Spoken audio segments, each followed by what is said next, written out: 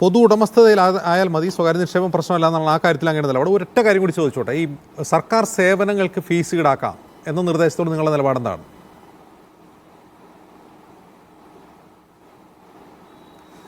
സർക്കാർ സേവനങ്ങൾക്ക് അതിലിപ്പോൾ നമ്മൾ APL BPL നമ്മുടെ നാട്ടിലുണ്ട്. ഇനിയിപ്പോൾ വരുമ്പോൾ ഈ മെച്ചപ്പെട്ട സേവനങ്ങളുമായി ബന്ധപ്പെട്ട പല കാര്യങ്ങളിൽ ഇന്ത്യ ഗവൺമെൻറ് തന്നെ പല മേഖലകളിലും ഇക്കാര്യത്തിൽ ചില നിഷ്കർഷ വെച്ചിട്ടുണ്ട്.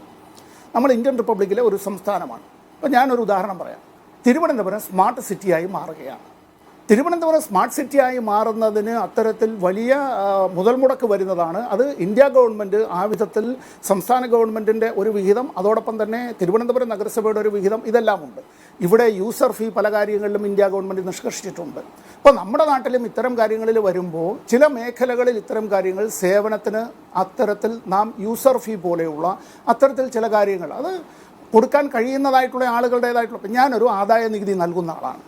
ഞാൻ കമ്മ്യൂണിസ്റ്റുകാരനാണ്. ഞാൻ ഏതാണ്ട് ഒരു 30 വർഷത്തിന് മുമ്പേ തന്നെ ഇൻകം ടാക്സ് കൊടുക്കുന്നതായിട്ടുള്ള ഒരു അഭിഭാഷകനാണ്. ഞാൻ ഇൻകം ടാക്സ് കൊടുക്കുന്നു എന്നുള്ളത് കൊണ്ട് എൻ്റെ സഖാക്കൾ എല്ലാവരും ഇൻകം ടാക്സ് കൊടുക്കണമെന്ന് അങ്ങനെ ശാഠ്യം പിടിക്കലല്ല പാർട്ടി പറയുന്നത്. പാർട്ടി ലെവി നൽകുന്നത് തന്നെ ഞങ്ങൾ അത്തരത്തിൽ ഞങ്ങളുടേതായ വരുമാനത്തിൻ്റെ അതിൻ്റെ ഒരു പങ്ക് ഞങ്ങൾ പാർട്ടിക്ക് നൽകുന്നത് അത്തരം ഒരു കാര്യത്തെ സംബന്ധിച്ച് പാർട്ടിയുമായി ബന്ധപ്പെട്ട കാര്യം.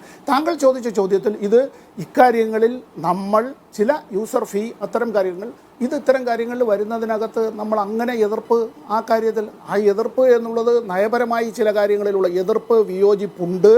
എന്നാൽ ഇത്തരം ചില കാര്യങ്ങളിൽ നമുക്കിത് നൽകേണ്ടതായി വരും. നമ്മൾ അത്തരം കാര്യങ്ങൾ ഇത് ലോകത്തെല്ലായിടത്തും ഉള്ളതുപോലെ തന്നെ, നമ്മൾ ഈ ലോകത്തെല്ലായിടത്തും ഉള്ളതുപോലെ തന്നെ, അത് UAE-യിലായിരുന്നാലും അതല്ല യൂറോപ്യൻ രാജ്യങ്ങളിലായിരുന്നാലും അതല്ല US കോണ്ടിനെൻറ്റിലായിരുന്നാലും ഇന്ത്യയിലെ പല നഗരങ്ങളിലായിരുന്നാലും ഉള്ളതുപോലെ തന്നെ കേരള സംസ്ഥാനത്തിൽ ഇത്തരത്തിലുള്ള കാര്യങ്ങളിൽ. എന്നാൽ ഇക്കാര്യങ്ങളിൽ നമ്മൾ സാമ്പത്തികമായി പിന്നോക്കം നിൽക്കുന്നവരെ, സാമൂഹ്യമായി പിന്നോക്കം നിൽക്കുന്നവരെ, അത്തരത്തിലുള്ള ആളുകളെ അവരെ കൈപിടിച്ച് ഉയർത്തിക്കൊണ്ടുവരലാണ് പ്രധാനപ്പെട്ട ലക്ഷ്യം. നവംബർ 1-ാം തീയതി ആകുമ്പോഴേക്കും അതിദരിദ്രരായിട്ടുള്ള ആരുമില്ലാത്തതായ ഒരു സംസ്ഥാനമായി ഇന്ത്യയിൽ ആദ്യമായി പ്രഖ്യാപിക്കപ്പെടാൻ പോവുകയാണ്. അതിദരിദ്രർ ഇവിടെ നമ്മുടെ സംസ്ഥാനത്തില്ലാത്ത നിലയിലേക്ക് അവരെ നാം കൈപിടിച്ച് ഉയർത്തി കൊണ്ടുവരികയാണ്. ഇവിടെ എല്ലാവരെയും ചേർത്ത് പിടിക്കുക എന്നുള്ളതാണ്, എല്ലാവരും ചേർന്നുള്ള വികസനമാണ് ഞങ്ങൾ ഇക്കാര്യത്തെ സംബന്ധിച്ച് ആഗ്രഹിക്കുന്നത്. അതാണ് ഞങ്ങൾക്ക് പറയാനുള്ളത്.